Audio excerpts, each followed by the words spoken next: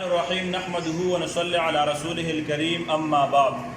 نننې سبق زمونږ د حروف مده چې دی هغه درې دي. څومره دي؟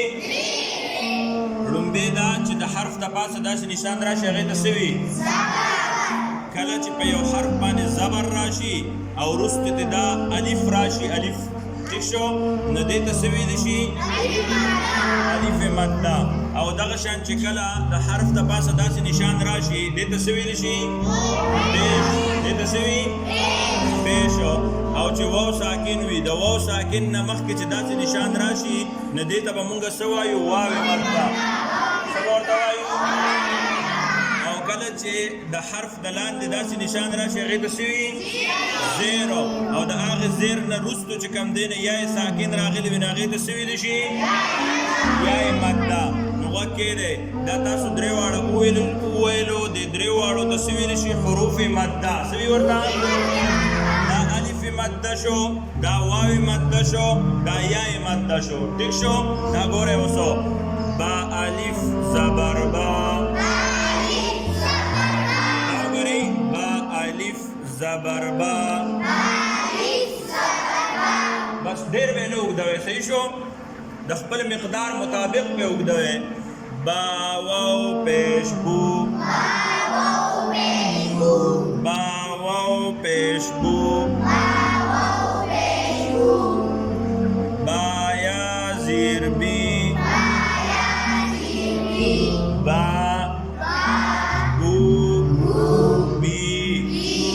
شو. د دې عمره به اوږدوئ، بس سوا به یې نه اوږدوئ. دا وګورئ، دا الف ساکن دی که نه؟ دا الف دی که نه؟ وګوره الفو کله چې ساکن وي هغې ته الف وي، بس هغه الف دی. دا الف دی، دې ته وګورئ. د دې الف نه مخکې په دې با باندې څه راغلی؟ دا څه نشان دی؟ زبر. نو دلته تاسو ویلی دي چې داسې الف راشي که نه الفو، او د هغې نه مخکې زبر راشي نو دې ته به مونږ څه وایو؟ الف مده. دا چې دی نو دا الف مده دی. با الف زبر با، با الف زبر با، الف باید الف ٹھیک شو؟ الف. او دې ته وګورئ با واو پیش بو.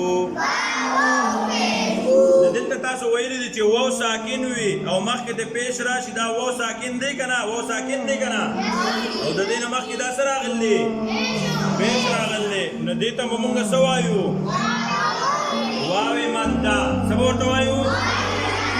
واو مده. او دې ته وګورئ، دا یا ساکن دی که نه؟ یا ساکن.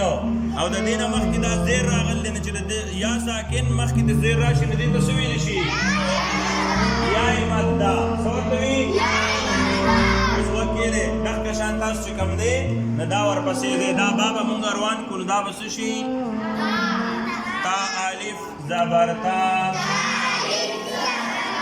دا به څه شي؟ تا واو پیش تو.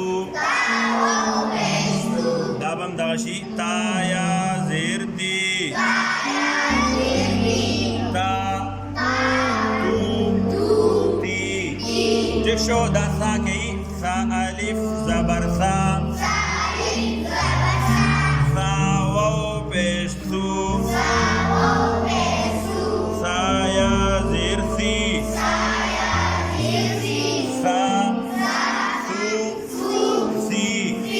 داسې به تاسو تر یا پورې ځئ. دا به کله چې داسې نشانونه راځي دا تاسو ته چې ما ووې او داسې اعتبار سره په دې شکل کې راځي نو هغه به شي، هغه به حروف مده یې. څه به یې؟ یہاں پر حروف مدہ ہے. آج ہم نے پڑھا کیا؟ حروف مدہ. حروف مدہ کتنے ہیں؟ 3 ہے. الف ساکن، جب الف جس کو ہم کہتے ہیں وہ ساکن ہی ہوتا ہے.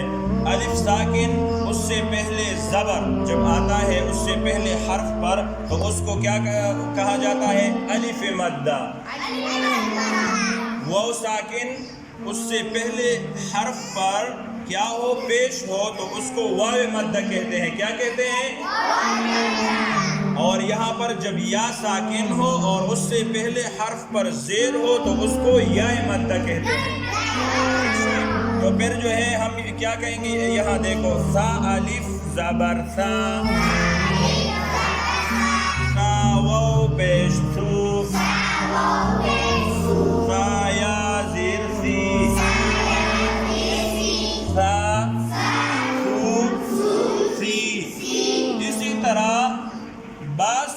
کر یا تک جتنے بھی حروف ہیں تو وہ یہاں پر ہم لگائیں گے اور اسی طرح اس سے حروف مدہ بنیں گے. تو اسی طرح ہم مشق کریں کہاں تک؟ یا تک. تو انشاءاللہ پورے ہمیں سمجھ میں آ جائے گا کہ حروف مدہ کیا ہے، اس کو کتنا کھینچنا ہے.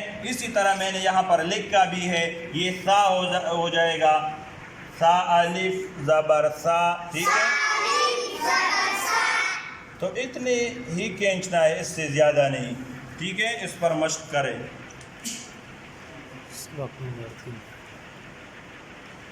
ہاں، آج کا سبق کون سا ہے؟ سبق نمبر 4.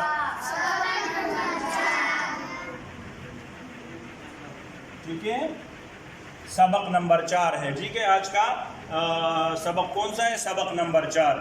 میں نے سبق کم یاد ہے، سبق نمبر 4. ٹھیک شو؟ ٹھیک ہے.